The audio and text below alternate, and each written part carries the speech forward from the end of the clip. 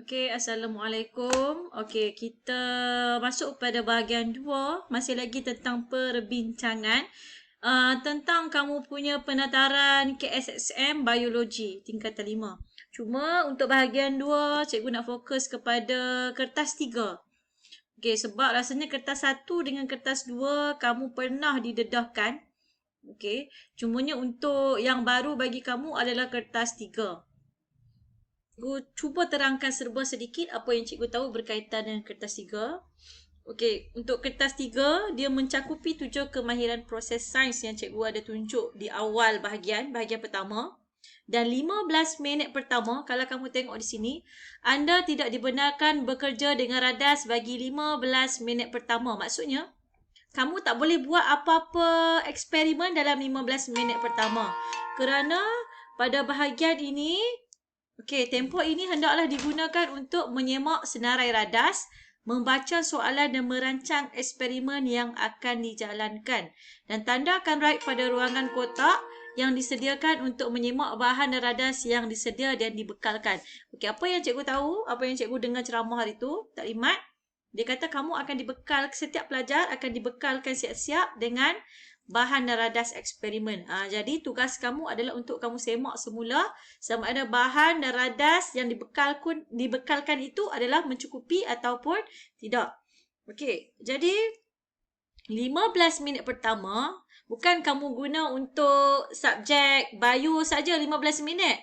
5 minit bio, 5 minit fizik, 5 minit kimia. Dalam 15 minit tu cek semua untuk ketiga-tiga subjek.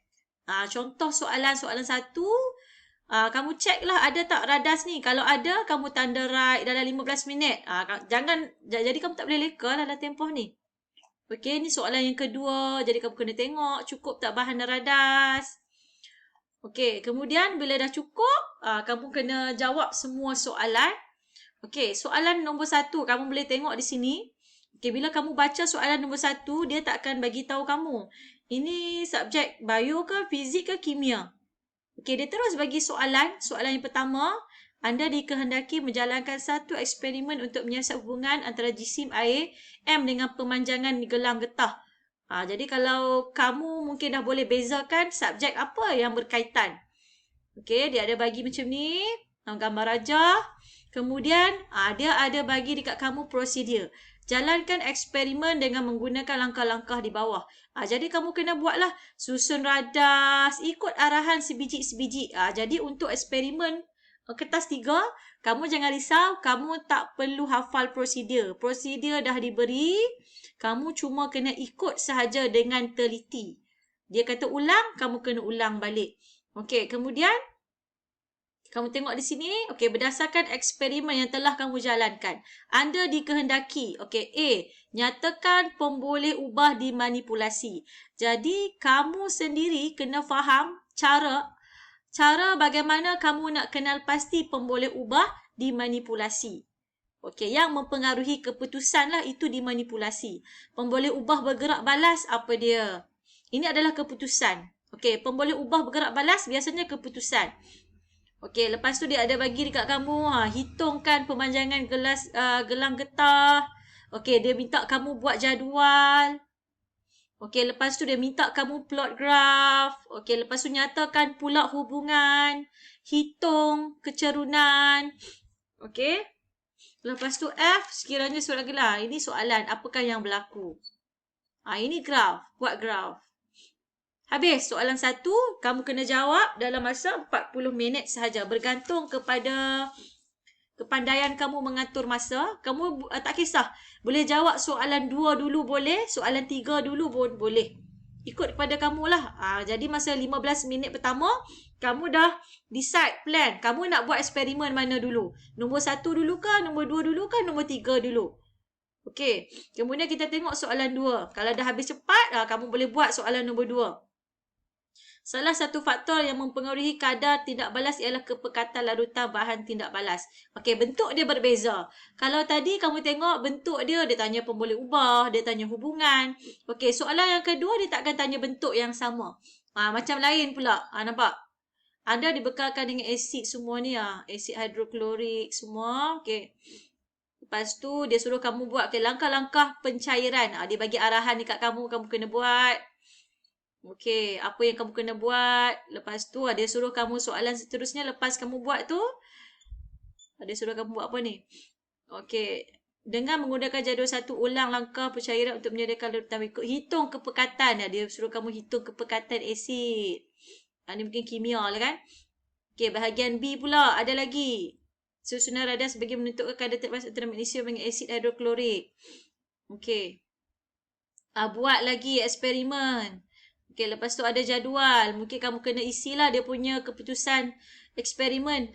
Lepas tu soalan berdasarkan eksperimen. Dia suruh nyatakan pemerhatian, nyatakan inference, masih lagi nyatakan pemboleh ubah.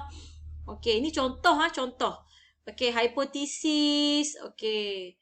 Bandingkan kadar tindak balas. Definisi secara operasi. Okey. Kemudian soalan yang ketiga. Mengkaji kesan kepekatan larutan yang berbeza ke atas keratan batang bayam. Okey, yang ini contoh yang ketiga. Masih lagi kamu kena buat eksperimen. Cumanya soalan yang ketiga ni kamu tengok. Rancang eksperimen ini dengan menggunakan radas dan bahan yang diberikan. Okey, radas dengan bahan yang diberikan. Prosedur anda hendaklah mengandungi cara mengendalikan pemboleh ubah langkah berjaga-jaga. Yang ni bahaya sikit. Okey, sebab apa? Sebab dia minta kamu sendiri yang tulis prosedur. Okey, berdasarkan apa yang kita dah belajar lah. Yang pertama, tips dia. Pastikan setiap langkah-langkah yang kamu buat, kamu cerita cara nak mengendalikan pemboleh ubah dimanipulasi. Contoh, kalau kita tengok dalam prosedur sebelum ni, pemboleh ubah dimanipulasi adalah sesuatu yang boleh mempengaruhi keputusan eksperimen. Jadi kamu kena nyatakanlah macam mana kita nak kawal pemboleh ubah. Mungkin contoh ulang dengan larutan yang lain. Itu cara kita kendalikan. Okey, cara nak kendalikan pemboleh ubah tetap. Pastikan eksperimen dilakukan dalam tempat yang gelap. Contoh, semua tempat yang gelap. Jadi kita malarkan semua. Ataupun pastikan isi padu yang digunakan adalah sama.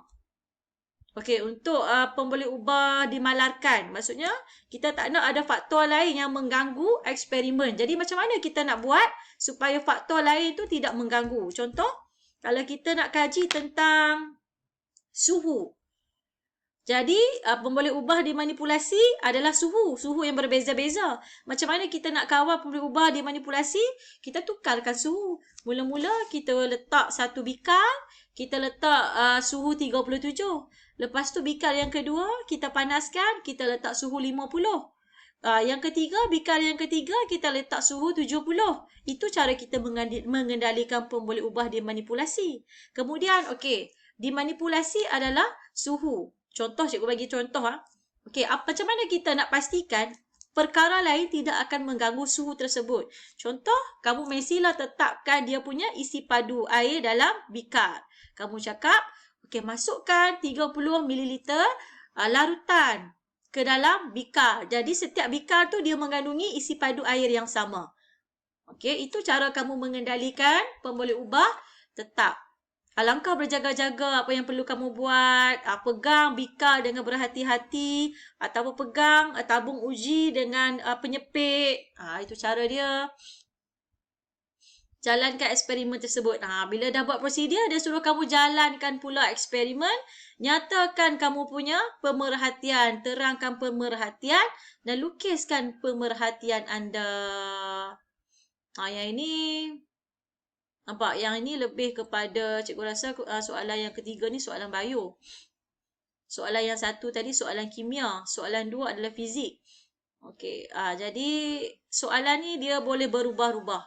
Maksudnya tidak semestinya soalan jenis yang nombor 3 ni yang cikgu tunjuk dekat kamu ni wajib keluar bio.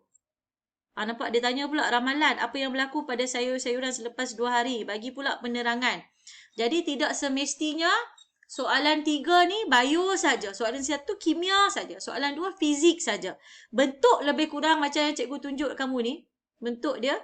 Okey. Cumanya kedudukan dia boleh berubah. Boleh jadi soalan nombor 3 ni dia akan bagi item fizik. Boleh jadi item nombor 1 tadi item bio. Jenis macam yang cikgu tunjuk sekarang, tapi untuk item berbeza. Dia boleh tukar-tukar. Jadi ini adalah serba sedikit berkaitan dengan kamu punya kertas 3.